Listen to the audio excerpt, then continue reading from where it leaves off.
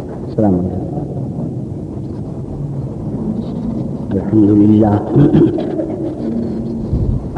لله نحمده ونستعينه ونستغفره ونؤمن به ونتوكل عليه ونعوذ بالله من شرور أنفسنا ومن سيئات أعمالنا من يهده الله فلا مضل له ومن يضلله فلا هادي له ونشهد أن لا إله إلا الله وحده لا شريك له ونشهد أن سيدنا ونبينا ومولانا محمدا عبده ورسوله صلى الله تعالى على خير خلقه محمد وآله وأصحابه أجمعين. أما بعد فأعوذ بالله من الشيطان الرجيم. بسم الله الرحمن الرحيم. الله الذي خلق 7 سماوات ومن الأرض مثلهم يتنزل الأمر بينهن لتعلموا أن الله على كل شيء قدير وأن الله قد أحاط بكل شيء علما. صدق الله مولانا العظيم وصدق رسوله النبي الكريم ونحن على ذلك من الشاهدين والشاكرين والحمد لله رب العالمين.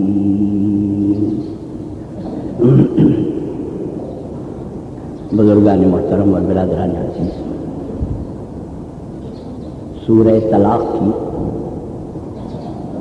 یہ آخری آیت ہے جو آج میں نے پڑھی، اور اس پر یہ سورت تمام ہو جاتی ہے. یہ آپ نے سن لیا کہ اس سورت میں ازدواجی مسائل کے سلسلے میں طلاق، عدت طلاق، پھر جن عورتوں کو ایام آتے ہیں ان کی عدت، جن کے ایام بند ہو چکے ان کی عدت، جن کو ایام ہی نہیں آتے ان کی عدت، یہ سب احکام بیان ہیں. اور ان احکام کے بعد پھر یہ فرمایا کہ ہم آپ کو بعض بستیوں کی تاریخ بتاتے ہیں کہ وہ بستیاں بڑی آباد تھیں، لیکن ان بستیوں کے رہنے والوں نے انسانی حقوق کو پامال کیا. انہوں نے احکام شرع کو پس پشت ڈالا، احکام خداوندی کی خلاف ورزی کی. اللہ نے ان کا تختہ الٹ دیا، تہس نہس کر دیا، ختم ہو گیا. ایسے بہت سے ملک، بہت سے شہر آپ کو ملیں گے، اور خود آپ نے زندگی میں ایسے واقعات دیکھے یا اخبارات میں پڑھے ہوں گے کہ جن شہروں میں کھلم کھلا اللہ کے احکام کی بغاوت کی گئی اور کھلم کھلا خلاف ورزی کی گئی، کبھی نہ کبھی اس بستی کے اوپر ایسا عذاب آیا ہے، ایسا قہر نازل ہوا ہے، ایسا غضب اللہ کا نازل ہوا کہ اس کے بعد اس بستی کی شکل بھی پہچانی. جس زمانے میں زلزلہ آیا ہے بہار میں، کافی عرصہ ہو گیا، غالباً وہ میرے بھی بالکل بے ہوشی کا زمانہ تھا۔ بعض لوگوں نے بیان کیا کہ اس زمانے میں یہ واقعات آنکھوں سے دیکھے تھے کہ مسجد کی دیوار سے ملے ہوئے چارپائیاں مونڈھے بچھا کر لوگ بیٹھے ہیں، حقے پی رہے ہیں، گپ شپ ہو رہی ہے، اذان دینے والا اذان بھی دے کے چلا جاتا ہے، لیکن کسی کے کان پہ جوں نہیں رینگتی ہے کہ یہ اللہ کا گھر ہے اور یہاں بیٹھ کے ہم کو یہ نہیں کرنا چاہیے۔ بعض لوگوں نے یہ بیان کیا کہ جس وقت کہ یہ مصیبت آئی تو یہ محسوس ہوا کہ واقعہ یہ ہے کہ ہم نے بھی اللہ کو ناراض کرنے میں کوئی کسر نہیں چھوڑی تھی۔ جن شہروں میں علل اعلان بدکاری ہے، علل اعلان اللہ کے احکام کی بغاوت ہے، یہی بیروت، یہاں ساری دنیا سے لوگ عیاشی کرنے کے لیے جاتے ہیں۔ پچھلے دنوں آپ نے دیکھ لیا کہ باہم جنگ اور باہم لڑائی سے آج اس کی شکل جا کے دیکھے تو نہیں پہچانی پڑتی۔ مثل مشہور ہے، اللہ کے یہاں دیر ہے اندھیر نہیں ہے، سزا ملتی ہے۔ فرمایا کہ وَكَمْ مِنْ قَرْيَةٍ عَتَتْ عَنْ أَمْرِ رَبِّهَا وَرُسُلِهِ فَحَاسَبْنَاهَا حِسَابًا شَدِيدًا وَعَذَّبْنَاهَا عَذَابًا نُكْرًا، بڑا دردناک عذاب ہم نے بھیجا ان بستیوں پر۔ یہ خبر کیوں دی گئی آپ کو؟ احکام ہم نے آپ کو بھی دیے ہیں، آپ ان کی پیروی کریں، ان کے خلاف ورزی کریں۔ آگے ایک اور بات بتائی، اور وہ یہ کہ دیکھیے دانش مندی کا تقاضا بھی یہی ہے کہ آپ ان احکام کی پیروی کریں۔ یہ اور بات ہے کہ اس زمانے میں بڑے سے بڑے اللہ کے باغی کو لوگ دانشور اور دانش مند کہتے ہیں، لیکن اللہ کا کلام یہ کہتا ہے کہ دانشور وہ ہے جو سب سے زیادہ اللہ کا مطیع اور فرما بردار ہے۔ مولانا جلال الدین رومی نے بڑی اچھی بات کہی، فرمایا کہ اوس دیوانہ کے دیوانہ نہ شدو، آپ خدا سے ڈرنے والے کو دیوانہ کہتے ہیں، پاگل کہتے ہیں، مجنون کہتے ہیں، اور آپ کے منہ میں ایک زبان ہے، اسے کون پکڑے، جو چاہے کہیے، لیکن یہ زبان اس لیے نہیں ہے مگر کہتے ہیں۔ اور کسی نے سچ کہا، فرمایا کہ جنوں کا نام خرد رکھ لیا، خرد کا جنوں، جنوں کا نام خرد رکھ لیا، خرد کا جنوں، جو چاہے آپ کا حسن کرشمہ ساز کرے، جو چاہے کرے۔ پاگل کو عقل مند اور فلسفی کہیے، اور حکیم دانش مند کو آپ پاگل کہیے، لیکن فرماتے ہیں کہ پاگل اور دیوانہ کون ہے؟ پاگل اور دیوانہ وہ ہے جو دیوانہ نہیں ہے، وہ ہے دیوانہ۔ فرمایا کہ اوس دیوانہ کے دیوانہ نہ شدو، جو اللہ کے دین میں پاگلوں کی طرح عمل کر رہے ہیں وہ پاگل نہیں ہے، پاگل وہ ہے جو پاگل نہیں ہوا ہے۔ اوس دیوانہ کے دیوانہ نہ شدو، مرعسس را دید و درخانہ نہ شدو۔ مرعسس کہتے ہیں کوتوال، ایک کوتوال ہنٹر لے کے نکلا ہے مارنے کے لیے، لگے لگائے کوے کی چوٹ، ہم نہیں جانتے کس کے لگے کس کے نہ لگے۔ فرمایا کہ دانش مند عقل مند وہ ہے جو ہنٹر والے کوتوال کو دیکھ کر اپنے بچاؤ کا انتظام کرے، گھر میں جائے کنڈی لگا دے، وہ دانش مند ہے۔ اور جو آدمی اس کوتوال کو بھی دیکھ رہا ہے، اس کے ہنٹر کو بھی دیکھ رہا ہے، انجام بھی دیکھ رہا ہے، اور اس کے باوجود جو ہے وہ ڈرتا نہیں ہے اور اس نے بچاؤ کا سامان نہیں کرتا، فرمایا وہ پاگل ہے، وہ بے وقوف ہے، جس کا مطلب یہ ہے کہ اصل میں دانشور وہ ہے جو اللہ سے اور اللہ کی سزا سے ڈرتا ہے۔ جس کو معلوم ہے کہ اللہ تعالیٰ ہر چیز پر قادر ہے، اللہ سے پتے کی طرح کانپتا ہے، ڈرتا ہے۔ آپ اسے پاگل کہتے ہیں؟ یہ پاگل نہیں، یہ تو بڑا سمجھدار ہے۔ کیوں؟ اس کی وجہ یہ ہے کہ جس سے ڈرنا چاہیے اس سے ڈر رہا ہے۔ فرمایا کہ اوس دیوانہ کے دیوانہ نہ شدو، مرع سسرا دیدو درخانہ نہ شدو۔ فرمایا آپ بڑے دانش مند ہیں، بڑے عقل مند ہیں، عقل مندی کا بھی تقاضا یہی ہے کہ آپ اللہ کے ان احکام پر عمل کریں، ان کی پیروی کریں۔ ایک بات اس سلسلے میں نے یہ بھی عرض کی، لب کے معنی آتے ہیں عقل، اور اللہ نے جہاں آپ کو بہت سے جوہر عطا فرمائے ہیں ان میں سے یہ جوہر سب سے اعلیٰ جوہر ہے۔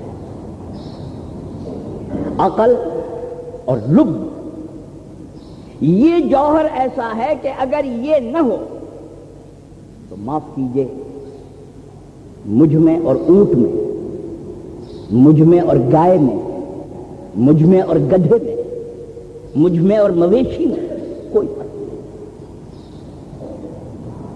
کیونکہ ہر مویشی کو چکھنے کے لیے اللہ نے زبان دی، ہر مویشی اور جانور کو اللہ نے سننے کے لیے کان دیے، ہر مویشی کو اللہ تعالیٰ نے دیکھنے کے لیے آنکھیں دی، ہر مویشی کو اللہ تعالیٰ نے سونگھنے کے لیے ناک دی، چھونے کے لیے اللہ نے ان کی قوت لامسہ دی۔ یہ پانچوں قوتیں تو جانوروں کے پاس بھی ہیں، آپ کا تو کوئی کمال نہیں ہے، آپ کے پاس بھی ان کے پاس بھی ہے۔ جہاں سے آپ کا مرتبہ اونچا ہوتا ہے وہ یہ ہے کہ ان حواس خمسہ کے بعد ایک جوہر اللہ نے آپ کو عطا فرمایا ہے جس کا نام ہے لب، جس کا نام ہے عقل۔ وہ آپ میں ہے، ان میں نہیں۔ آپ کا مرتبہ اونچا ہو گیا، آپ کے سر پر پگڑی بن گئی، تاج رکھا گیا آپ کے سر پر۔ معلوم ہوا کہ عام انسان، عام حیوانوں سے ہمارا درجہ جو اونچا اور بلند ہے وہ اس عقل ہی کی وجہ سے تو ہے۔ یہی اللہ نے ایک بہت بڑا جوہر عطا فرمایا ہے۔ اور شراب کیوں حرام ہے؟ شراب حرام ہے، کیوں حرام ہے؟ اور ایسی حرام ہے کہ اس کا قطرہ بھی حرام، اس کی بوتل بھی حرام۔ یہ جو روشن خیال لوگ ہیں یہ کہا کرتے ہیں کہ لگے جی اگر تھوڑا سود ہو تو جائز ہے، زیادہ سود ہو تو حرام ہے، تھوڑی سی شراب ہو تو جائز ہے، زیادہ شراب ہو تو ناجائز ہے۔ تو اگر میں آپ سے یہ کہوں کہ شراب کا ایک قطرہ ڈالو تو جائز ہے پانی میں، لیکن یہ بوتل بھر کے پیشاب نہ ڈالو، پیشاب کا تو ایک قطرہ بھی حرام ہے، اس کی پوری بوتل بھی حرام ہے۔ وجہ یہ ہے کہ شراب ہی وہ چیز ہے کہ جو آپ کی عقل پر اس طریقے سے پردہ ڈال دیتی ہے کہ جو آپ کے سر پہ تاج بندھا ہوا تھا آپ کی بڑائی کا وہ ختم ہو گیا۔ اب آپ کا اور ہمارا شمار جو ہے وہ گدھوں میں اور جانوروں میں اور مویشیوں میں ہے، کیونکہ عقل شراب پینے کے بعد کام نہیں کرتی ہے۔ معلوم ہوا کہ انسان کو وہ حیوانات کی سطح پر لے آتی ہے، اور اللہ نہ دکھائے، آپ نے یقیناً دیکھا بھی نہیں ہوگا اور اللہ دکھائے بھی نہیں، مگر جن لوگوں کو شرابیوں کی محفل میں جانے کا اتفاق ہوتا ہے بالکل یہ معلوم ہوتا ہے کہ شراب پینے کے بعد وہ حرکتیں کرتا ہے کہ یہ پتہ چلتا ہے کہ یہ بالکل حیوان اور پرلے درجے کا حیوان۔ اس کو پھر یہ تمیز نہیں ہے کہ یہ میری ماں ہے، پھر اسے یہ تمیز نہیں ہے کہ یہ میری بہن ہے، پھر اسے یہ تمیز نہیں ہے کہ یہ میری بیٹی ہے، پھر اسے یہ تمیز نہیں ہے کہ یہ میرا استاد ہے، یہ تمیز نہیں ہے کہ یہ قرآن ہے۔ جب انسان کے اندر یہ سارے احساسات فنا ہو جائیں، جس کا مطلب یہ ہے آپ کو جو مرتبہ ملا تھا عقل ہی کی وجہ سے تو ملا تھا، اس کمبخت شراب نے آپ کے اس مرتبے کو ختم کر دیا ہے۔ ایسی چیز حرام در حرام ہونی چاہیے کہ جو انسان کے مرتبے کو گرا کر حیوانوں کے درجے میں لے جائے، اسی لیے حرام۔ تو میں نے عرض کیا کہ یہ ایک جوہر ہے، مگر ہر جوہر کے کام کرنے کا ایک طریقہ ہوتا ہے۔ اللہ نے آپ کے آنکھوں میں روشنی دی ہے، لیکن اگر سورج کی روشنی نہ ہو، بجلی کی لائٹ نہ ہو، چراغ کی روشنی نہ ہو، تو آپ کا یہ آنکھ کا نور کام کرے گا؟ کبھی نہیں کرے گا۔ نور ہونے سے تو انکار نہیں ہے، آنکھ میں روشنی ہے، مگر اس روشنی کے لیے باہر کی بھی روشنی کی ضرورت ہوتی ہے۔ اس روشنی کے اندر یہ نور دیکھے گا تو صحیح دیکھے گا، اور اندھیرے میں دیکھے گا تو ہو سکتا ہے کہ اندھیرے میں دیکھ کے یہ سمجھے کہ یہ لاؤڈ اسپیکر کا جو اسٹینڈ ہے، اور یہ کہے کہ یہ کون آدمی کھڑا ہے، ڈر کے مارے بھاگ جائیے۔ ستون ہے، ستون کو دیکھ کے ڈر جائے کہ یہ کون ہے۔ کیا آپ کی آنکھ میں روشنی نہیں ہے؟ مگر اس روشنی کو صحیح طور پر دیکھنے کے لیے یا سورج کی روشنی ہو، یا چاند کی روشنی ہو، یا ستاروں کی روشنی ہو، بجلی کی روشنی ہو، چراغ کی روشنی ہو، شمع کی روشنی ہو، کوئی روشنی اس کے بغیر۔ اسی طرح عقل بھی ایک روشنی ہے جو حیوانوں کے پاس نہیں ہے۔ حیوانات نتیجہ نہیں نکال سکتے ہیں، آپ نتیجہ نکال سکتے ہیں، اور یاد رکھیے کہ نتیجہ نکالنے میں ذرا سی غلطی ہو جائے نتیجہ غلط ہے۔ یہ عقل اور یہ جوہر جو ہے یہ بھی ایک نور ہے، یہ بھی ایک روشنی ہے، لیکن یہ روشنی اس وقت تک صحیح کام نہیں کرتی ہے جب تک کہ یہ اللہ کی وحی کی روشنی میں نہ دیکھے۔ جب یہ خدا کے کلام اور اللہ کی وحی کی روشنی کے اندر عقل غور کرتی ہے تو صحیح نتیجے پہ پہنچتی ہے، اور اگر اس روشنی سے ہٹ کر اگر عقل دیکھنے کی کوشش کرے تو بالکل اسی طرح غلطی کرتی ہے جس طرح کہ آنکھ اندھیرے میں دیکھ کر غلطی کرتی ہے۔ آنکھوں کے دیکھنے کے لیے تو باہر کی روشنی کی ضرورت ہے، عقل کو صحیح فیصلہ کرنے کے لیے اللہ کے وحی کے نور کی ضرورت ہے۔ اسی لیے خدا کی وحی سے ہٹ کر جو فیصلہ ہوتا ہے وہ فلسفیوں کا فیصلہ غلط ہوتا ہے، اور سرکار دو عالم صلی اللہ علیہ وسلم جو کچھ ارشاد فرماتے ہیں وہ وحی کی روشنی میں فرماتے ہیں۔ عقل صحیح، دو چیزیں یاد رکھیے، ایک عقل سلیم، دوسری نقل صحیح۔ عقل سلیم وہ عقل جس میں بیماری نہیں، نقل صحیح وہ جس کے نقل کرنے میں غلطی نہیں۔ علماء نے لکھا ہے کہ عقل اور نقل میں کبھی جنگ نہیں ہو سکتی، جنگ ہوگی تو جب ہوگی یا عقل سلیم نہیں ہوگی یا نقل صحیح نہیں ہوگی۔ یہ جو عقل اور مذہب کی لڑائی مدتوں سے چلی آ رہی ہے، دین اور عقل کی جنگ چلی آ رہی ہے، یہ دین اور عقل کی جنگ اس لیے ہے کہ یا دین اور نقل صحیح نہیں۔ نقل کے معنی آپ وہ نہیں جس کو آپ کہتے ہیں کہ یہ جاپانی مال ہے نقلی، وہ نقلی نہیں ہے۔ نقل کے معنی روایت، آپ نے مجھ سے نقل کیا، زید نے آپ سے نقل کیا، اس نے آگے نقل کیا، یہ منقولات کہلاتے ہیں۔ اور معقولات وہ کہلاتے ہیں کہ جس میں نقل کا سوال نہیں کہ میں نے کس سے سنا ہے، مجھ سے کس نے بیان کیا، میری سمجھ میں یہ آیا، میری عقل میں یہ آیا۔ فرمایا کہ عقل اور نقل میں کوئی لڑائی نہیں، بشرطے کہ عقل سلیم ہو اور بشرطے کہ نقل صحیح ہو۔ اگر نقل ہی غلط ہے، کسی نے فرضی طور پر ایک بات یہاں سے وہاں، وہاں سے وہاں اڑا دی، تو یہ نقل صحیح نہیں ہے۔ نقل صحیح سے مراد وہ ہے کہ جو نقل آپ تک آج پہنچی اور جو روایت آپ تک پہنچی ہے وہ لگا کر اس وقت تک اسی طریقے پر ہے جس طرح کہ اللہ نے وحی سرکار دو عالم صلی اللہ علیہ وسلم پر نازل فرمائی. یہ نقل صحیح ہے. اور عقل سلیم وہ ہے کہ جس میں کوئی زنگ نہیں، جس میں کوئی بیماری نہیں ہے. جس کا مطلب یہ ہے کہ اگر عقل بیمار ہو اور نقل صحیح ہو، یہی قرآن ہے اور یہی سنت ہے، اس کی کھوپڑی میں نہیں آئے گی بات.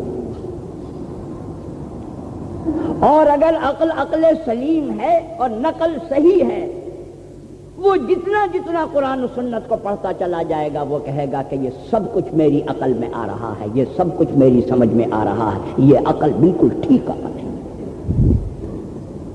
جس کا مطلب یہ ہے آپ جو کہتے ہیں کہ شریعت کے احکام عقل کے مطابق ہوں، ٹھیک ہے، کس کی عقل کے مطابق؟ نام بھی تو لیجیے کسی کا. خونچے والے کی عقل کے مطابق، رکشہ چلانے والے کی عقل کے مطابق، بڑھائی کی عقل کے مطابق، مزدوری کرنے والے کی عقل کے مطابق؟ کس کی عقل کے مطابق ہونے چاہیے؟ احکام شریعہ تو عقل ہی کے مطابق ہے، مگر عقل کس کی؟ ہر ایک کی عقل الگ الگ ہوتی ہے.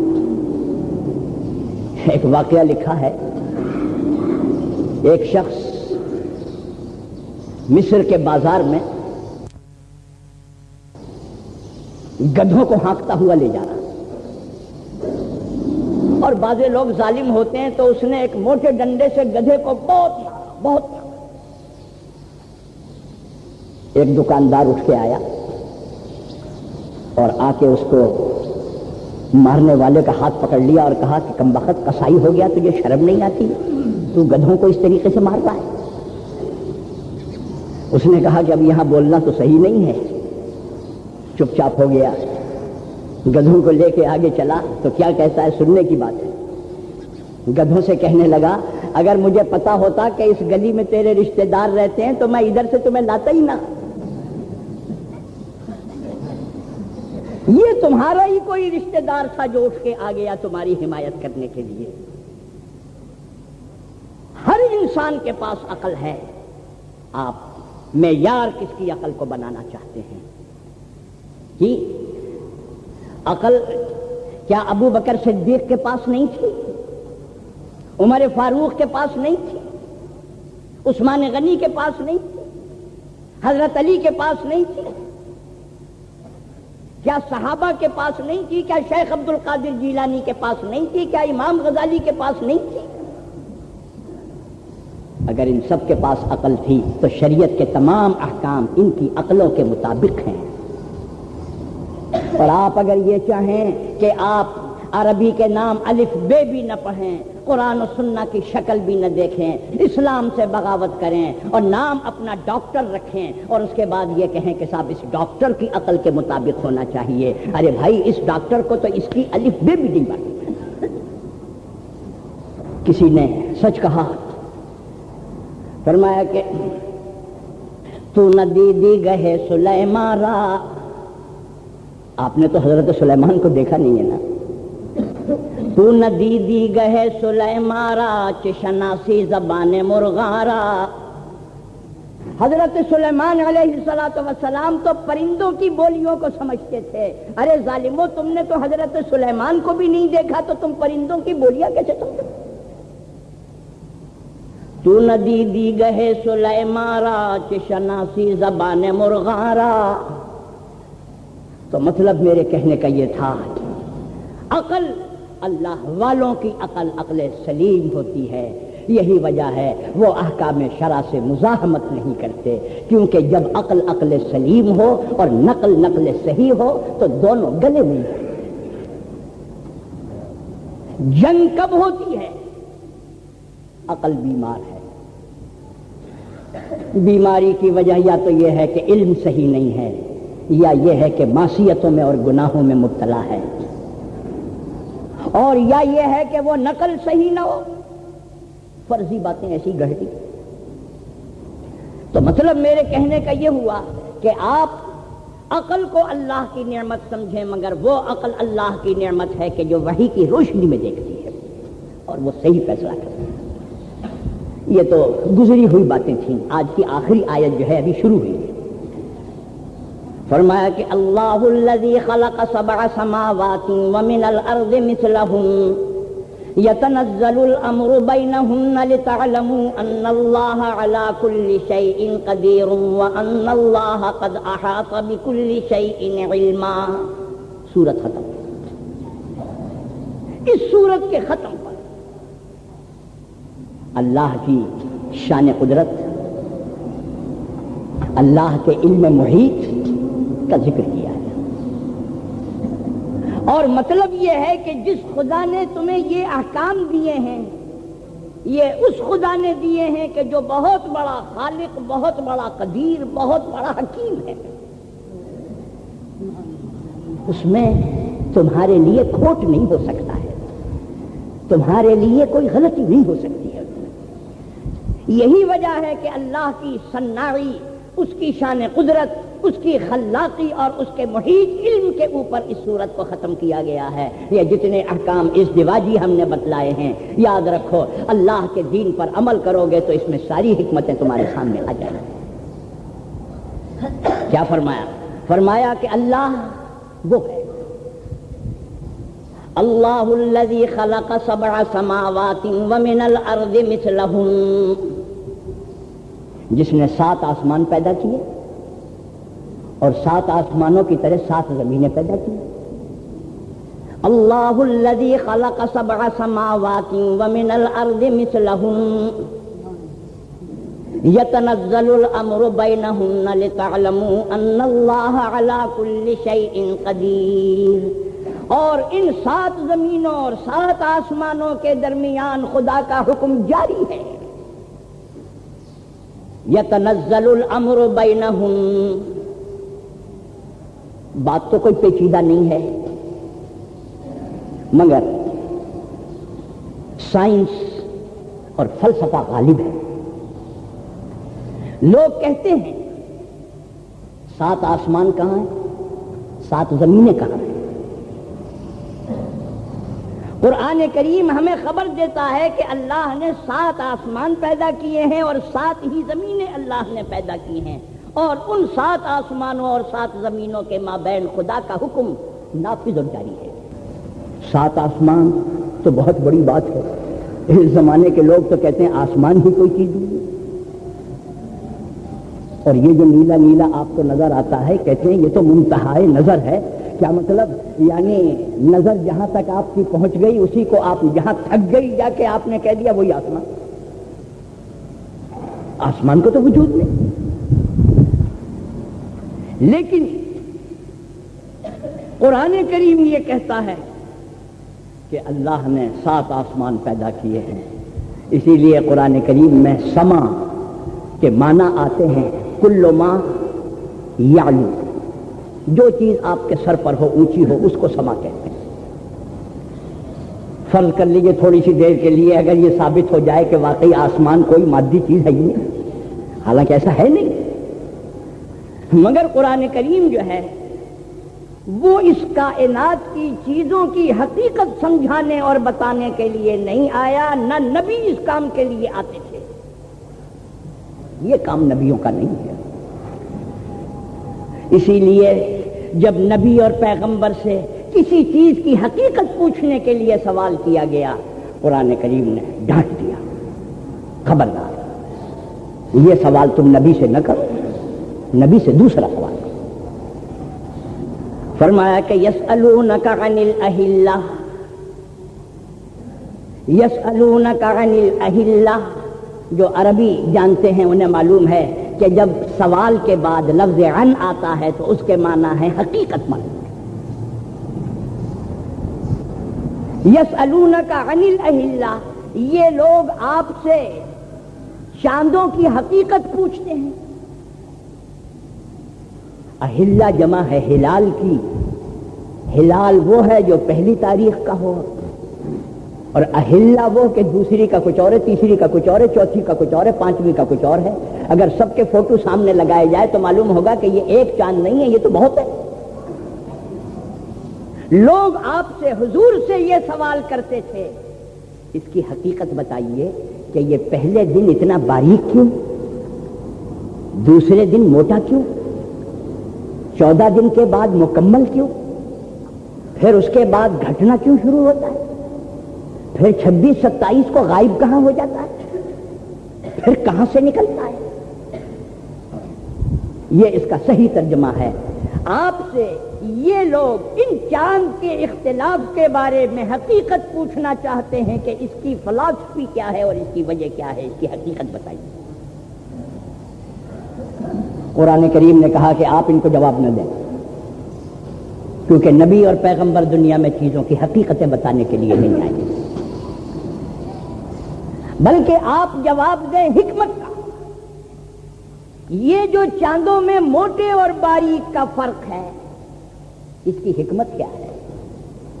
علم اور فلسفی نہ پوچھو، حکمت پوچھو۔ جواب حکمت کا دیا ہے، کم زیادہ ہونے کا نہیں دیا۔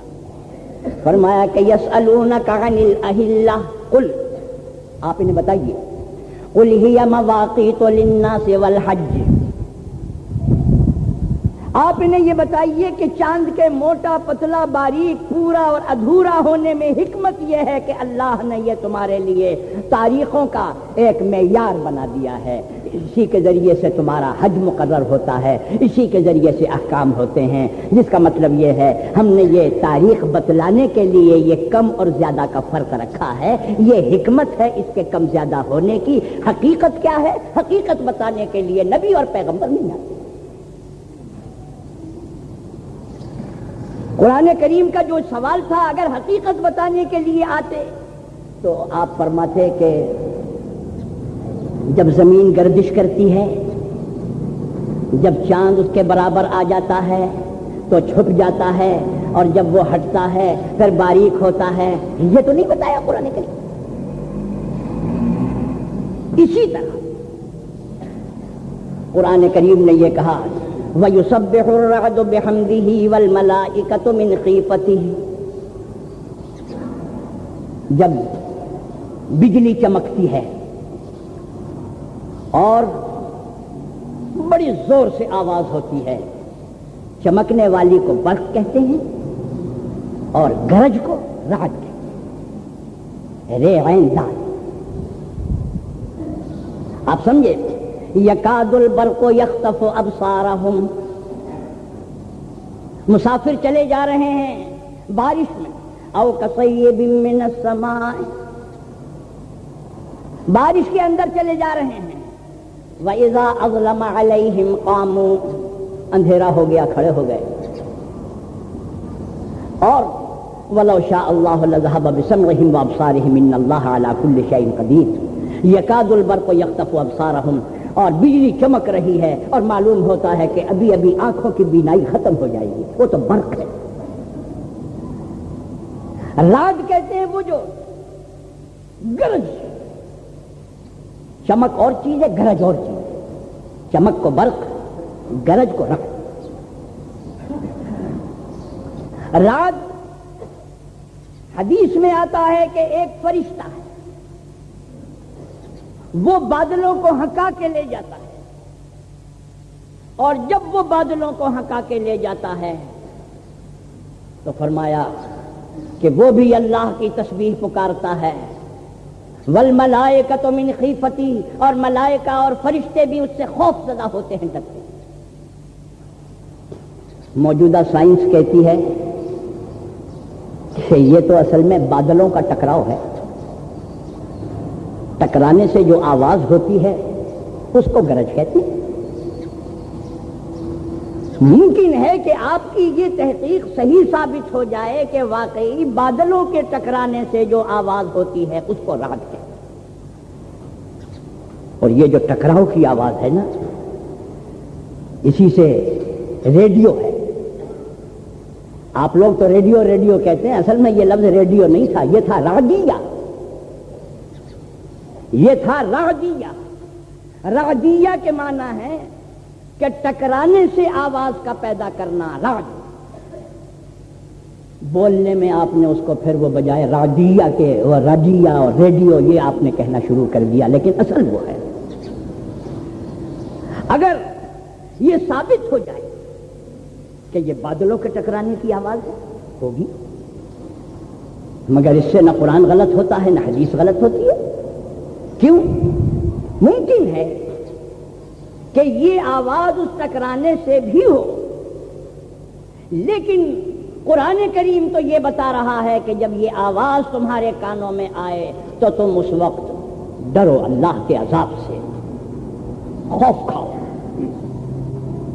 اس لیے کہ آواز چاہے بادلوں کی ہو، مگر اسلام کا کام تو آپ کو اصل میں پند و نصیحت دینا ہے کہ آپ اس کو نصیحت کی جگہ سمجھیں، اور یہ سمجھے کہیں ایسا نہ ہو کہ اس سے ایسی بارش آ جائے کہ جس سے سیلاب آ جائے اور ہم تباہ ہو جائیں۔ قرآن کریم نے یا احادیث میں کہا گیا چاند گرہن ہو، سورج گرہن ہو، آپ نماز پڑھیں، توبہ کریں، ڈریں۔ فلسفی کہے گا کہ یہ سب باتیں ڈھکوسلا ہیں، یہ تو اصل بات یہ ہے کہ جس وقت گردش زمین کی گردش سے جب یہ صورت پیدا ہوتی ہے تو وہ چاند کے سامنے ٹکڑا آ جاتا ہے زمین کا تو وہ اس کی روشنی ختم ہو جاتی ہے، جب سورج کے سامنے آ جاتا ہے تو سورج گرہن، یہ تو ایک چکر ہے، نظام ہے جو چلتا ہے۔ اسلام کو اس سے انکار نہیں ہے۔ اسلام یہ نہیں کہتا کہ یہ آپ فلسفہ غلط بیان کر رہے ہیں، ہو سکتا ہے کہ صحیح ہو، مگر اس میں حرج کیا ہے کہ جس وقت سورج کا نور چھپ جائے، چاند کا نور چھپ جائے تو اللہ تعالیٰ کا منشا یہ ہے کہ اے انسانوں سجدے میں گر کے اللہ سے توبہ کرو، اے اللہ تجھے یہ قدرت حاصل ہے کہ تو چاند کا نور بھی چھین سکتا ہے، سورج کا نور بھی چھین سکتا ہے، اس میں کیا ہے؟ یعنی فلسفی کچھ ہو، اسلام آپ کو اس بہانے سے یہ سبق دینا چاہتا ہے، تو اس لیے اسلام کی تعلیمات کا کام جو ہے وہ روحانیت کو درست کرنا ہے۔ میں نے یہ بات تفصیل سے اس لیے عرض کی، خلق سماوات 7 آسمان پیدا کیے، دکھائیے کہاں؟ یہ دکھائیے کہاں میں نے اس لیے کہا کہ اس زمانے کے علم کی بنیاد ہے دکھانے پر، جو دکھا دو تو صحیح، نہیں دکھاؤ تو نہیں۔ اسی لیے لوگ کہتے ہیں اللہ میاں واللہ میاں نعوذ باللہ کچھ نہیں ہے، اس لیے کہ اگر اللہ میاں ہے تو دکھاؤ، اگر اللہ میاں کو آپ دکھا نہیں سکتے ہیں تو ہے نہیں وہ۔ اقبال مرحوم کا وہ مجھے یاد آ گیا، انہوں نے فرمایا کہ تعلیم پیر فلسفہ مغربی ہے یہ، تعلیم پیر فلسفہ مغربی ہے یہ، ناداں ہیں جن کو ہستی غائب کی ہے تلاش۔ اللہ تو نظروں سے غائب ہے، کہاں ڈھونڈتے ہو میاں؟ یہ سب مولویوں کی باتیں ہیں، خدا کو مت ڈھونڈو۔ تعلیم پیر فلسفہ مغربی ہے یہ، ناداں ہیں جن کو ہستی غائب کی ہے تلاش۔ کیوں؟ فرمایا کہ محسوس پر بنا ہے علوم جدید کی، ہمیں دکھا دو تو مانتے ہیں، نہیں دکھاتے ہو نہیں مانتے۔ محسوس پر بنا ہے علوم جدید کی، اس دور میں ہے شیشہ عقائد کا پاش پاش۔ علامہ اقبال نے آخر میں ایک بات کہی ہے، کہتا مگر ہے فلسفہ زندگی کچھ اور، یہ تو مغرب کا فلسفہ سکھاتا ہے آپ کو، کہتا مگر ہے فلسفہ زندگی کچھ اور، فرمایا ہر چند عقل کل شدہ بے جنوں مباش۔ ٹھیک ہے، سراپا عقل ہونے کی ضرورت نہیں ہے، کہیں کہیں دیوانگی سے بھی آپ کو کام لینا چاہیے۔ معاف کیجئے، اگر عقل کو آپ نے اسی طریقے سے بے لگام چھوڑ دیا تو یہ آپ کو صحیح فیصلے کر کے نہیں بتائے گی، عقل جو ہے فیصلوں میں ناکام ہے۔ علامہ اقبال نے بڑی خدمت کی ہے، عقل کو صحیح نقشے میں پیش کیا ہے۔ فرمایا کہ خرد واقف نہیں ہے نیک و بد سے، خرد واقف نہیں ہے نیک و بد سے، بڑھی جاتی ہے ظالم اپنی حد سے۔ اس کو یہی پتہ نہیں نیک کسے کہتے ہیں بد کسے کہتے ہیں، فتوے دینے پر آ گئی ہے۔ تو میں نے یہ بات اس لیے عرض کی، محسوس ہے تو مانتے ورنہ نہیں۔ ایک مناظرہ ہوا ہے کسی زمانے میں، ایک دہریے کے ساتھ، وہ خدا کو نہیں مانتا تھا. ایک مسلمان تھے، انہوں نے دہریے کے ساتھ مناظرہ کیا اور بات کرتے کرتے انہوں نے ایک پتھر دے کے گھٹنے میں مار دیا. اب وہ جناب چیخنا چلانا شروع کر دیا، آہ آہ کرنا شروع نے. کیا بات ہے؟ انہوں نے کہا کہ درد ہے. وہ مناظرہ کرنے والے مولانا نے کہا کہ دکھاؤ کہاں ہے. انہوں نے کہا تم پاگل ہو، کہیں درد بھی دکھایا جاتا ہے؟ انہوں نے کہا کہ جس سے یہ معلوم ہوا کہ بعض چیزیں نظر نہیں آتی مگر حقیقت میں ہوتی ہیں. نہیں یہ بات ٹھیک. اگر آپ اپنے درد کا یقین مجھے دلانا چاہتے ہیں جبکہ مجھے نظر نہیں آتا ہے اور میں اللہ کا آپ کو یقین دلاتا ہوں تو آپ کہتے ہیں کہ دکھاؤ، بغیر دیکھے نہیں مانے. اور ہم دکھانے کو بھی تیار ہیں، کیونکہ اللہ تعالیٰ پردے میں تو نہیں ہے، مگر دیکھنے کے لیے آنکھوں کی ضرورت ہے. ہر ایک صلاحیت نہیں رکھتا ہے. فرمایا کہ بے حجابی یہ کہ ہر ذرے میں جلوہ آشکار، بے حجابی یہ کہ ہر ذرے میں جلوہ آشکار، اس پہ پردہ یہ کہ صورت آج تک نادیدہ ہے. پردہ تو ایسا کہ کوئی نہیں کہہ سکتا کہ میں نے شکل دیکھی ہے، مگر جلوہ سب نے دیکھا ہے اور ہر ذرے میں نظر آتا ہے. اکبر نے بڑی اچھی بات کی. ہر چیز کو دیکھنے کا طریقہ ہے. ہوا نظر نہیں آتی، محسوس ہوتی ہے. شیشے میں آپ بند کر لیں کھڑکیاں اور باہر آندھی غبار اڑ رہا ہے، آپ سب کے سب مل کے یہ کہیں گے ہوا چل رہی ہے. آپ نے کیا دیکھی ہے ہوا؟ آپ نے تو غبار دیکھا ہے. ہوا اگر غبار کے ساتھ نہ ہو تو ہوا تو نظر آنے والی چیز نہیں ہے. بہت اچھی بات کی. فرمایا کہ اڑا غبار تو ہم نے ہوا کو دیکھ لیا، اڑا غبار تو ہم نے ہوا کو دیکھ لیا، اور تغیرات سے ہم نے خدا کو دیکھ لیا.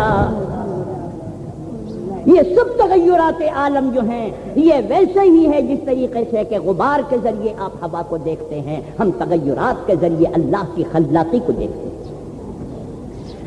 تو مطلب یہ تھا ہم اگر آسمانوں کو نہ دکھا سکیں اور آسمانوں کے بعد پھر زمینوں کا مسئلہ ہے. چلیے آپ کہیں گے بھئی آسمان دکھانے آپ وہاں کہاں جائیں گے؟ ابھی تو لوگ چاند پہ ہی نہیں پہنچ سکے ہیں. یعنی چاند پہ بھی اگر گئے ہیں تو مطلب یہ ہے کہ ابھی تو کوئی یہ نہیں ہے کہ آپ کا قافلے کے قافلے کہیں چاند پہ جا رہے ہیں. لیکن زمین کا مسئلہ تو زمین پہ ہی ہے. ہم بتائیے 7 زمینیں کہاں ہیں؟ علماء نے لکھا ہے ہو سکتا ہے کہ 7 زمینیں الگ الگ ہوں، ہو سکتا ہے کہ 7 زمینیں تہ بتہ ہوں. اور آپ نے دیکھا ہوگا کہ جب زمینوں کو کھودتے ہیں تو معلوم ہوتا ہے ایک تہ سرخ تھی ختم ہو گئی، اب کالی تہ شروع ہوئی. کالی کے بعد معلوم ہوا کہ اب سنہری تہ آ گئی. فرمایا کہ یہ بھی ممکن ہے کہ زمین کی 7 تہیں ہوں، جس کو اللہ تعالیٰ نے 7 زمینیں فرمایا. یہ بھی ممکن ہے کہ زمینوں کی رنگ 7 قسم کے ہوں. میں نے چونکہ اپنی زندگی میں بہت سفر کیا ہے اور میں نے دیکھا ہے ایک جگہ کی زمین دوسری جگہ کی زمین سے پہچانی نہیں جاتی. کسی جگہ میں نے دیکھا کہ زمین بالکل کالی جیسے کیچڑ. ایک زمین ایسی دیکھی جو بالکل معلوم ہوتا ہے کہ جیسے سرخ رنگ ڈال گیا، بالکل سرخ. پیداوار میں کوئی فرق نہیں. ہم نے ایسی زمین بھی دیکھی ہے جس کو بھورے رنگ کی. آپ کے یہاں کی زمینیں تقریباً ایسی ہیں. ہم نے ایسی زمین بھی دیکھی ہے کہ معلوم ہوتا ہے کہ جیسے کوئی سونا بچھا گیا. چین میں جائیے، چین کے جنگل میں بھی آپ کو ایسا معلوم ہوگا کہ جیسے کوئی شخص جو ہے یہاں پر کوئی سنہری چیز بچھا کے چلا گیا، بالکل سنہری زمین ہے. جس سے یہ بات معلوم ہوئی کہ زمین رنگ کے اعتبار سے بھی اس کے اقسام ہیں، تہ بتہ ہونے کے اعتبار سے بھی ہو سکتے ہیں، اور یہ بھی ہو سکتا ہے کہ زمین کے مختلف مقامات الگ الگ ہوں۔ مگر ایک بات میں آپ سے کہتا ہوں، ان چیزوں پر ایمان لانا اگر ضروری ہوتا، ان کی تفصیلات کو جاننا اگر ضروری ہوتا، تو سرکار دو عالم صلی اللہ علیہ وسلم بغیر تفصیل بتائے ہوئے دنیا سے تشریف نہ لے جاتے۔ آپ نے نہ سورج کی حقیقت بتائی، نہ چاند کی تفصیلات بتائیں، نہ آسمانوں کی تفصیلات بتائیں، نہ زمینوں کی تفصیلات آپ نے بتائیں۔ اگر آپ کو طبقات الارض سے کچھ معلوم ہوتا ہے، اگر آپ کو آسمانوں کی تحقیق سے معلوم ہوتا ہے، تو میں یہ آپ کو بتا دیتا ہوں کہ قبر میں سوال یہ نہیں ہوگا کہ 7 زمینیں کہاں تھیں۔ قبر میں یہ سوال نہیں ہوگا کہ 7 سماوات اور 7 آسمانوں کے بارے میں تمہارا عقیدہ کیا ہے۔ قبر میں یہ سوال نہیں ہوگا کہ چاندوں کے بارے میں تمہارا کیا خیال ہے۔ قبر میں یہ سوال نہیں ہوگا کہ راج کے بارے میں تمہارا کیا خیال ہے۔ جس کا مطلب یہ ہے کہ جتنا قرآن نے بتا دیا اتنے پر یقین ہے۔ تفصیلات اگر سائنسداں بتاتے ہیں اور وہ قرآن و سنت کے منافی نہیں، ہمیں ماننے میں کوئی اعتراض نہیں ہے۔ لیکن اگر یہ تفصیلات معلوم نہیں ہوتی ہیں تو یہ جزو ایمان نہیں ہے، دین کی بنیادیں نہیں ہیں۔ اور اس کے چکر میں پڑ کے نعوذ باللہ وحی پر اعتراض کرنا، قرآن پر اعتراض کرنا، رسول پر اعتراض کرنا، علماء پر اعتراض کرنا، نہیں، یہ جزو ایمان نہیں۔ جزو ایمان کیا ہے؟ جزو ایمان یہ ہے کہ سوال کیا جائے گا ہر ایک سے قبر کے اندر، من ربک وما دینک، تمہارا رب کون ہے؟ فرعون تو نہیں ہے، نمرود تو نہیں ہے، قارون تو نہیں ہے، من ربک۔ جواب کیا ہے؟ ہم جیسے لوگوں کا جواب جو ہے وہ تو یہ ہے کہ ہم کانپتے ہوئے ہوں گے اور کہیں گے جی ہمارا رب اللہ ہے۔ لیکن بعضوں کو مقام ناز بھی حاصل ہے، ہر ایک کو حاصل نہیں ہے۔ کوئی حسین اور خوبصورت ناز کرے تو حسن اس کو اجازت دیتا ہے، بد شکل آدمی ناز کرے تو چانٹا کھانے کا خوف ہے۔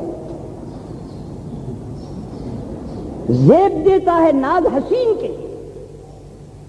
حضرت رابعہ بصریہ فرماتی ہے کہ اچھا آنے تو دو منکر و نکیر کو، ذرا مجھ سے تو سوال کریں، میں بتاؤں۔ ہمت کی بات ہے۔ فرمایا کہ گر نکیر آید و پرسد کے بگو رب تو کیست۔ آپ اندازہ لگائیے ان کا جذبہ یقین کتنا اونچا ہے، کیفیت ایمانی کتنی اعلیٰ ہے۔ فرمایا گر نکیر آید و پرسد کے بگو رب تو کیست، اگر نکیر آیا اور آ کر اس نے یہ پوچھا کہ اے رابعہ بصریہ تیرا رب کون ہے؟ گر نکیر آید و پرسد کے بگو رب تو کیست، گویا ماں کس کے ربودی دل دیوانہ ماں۔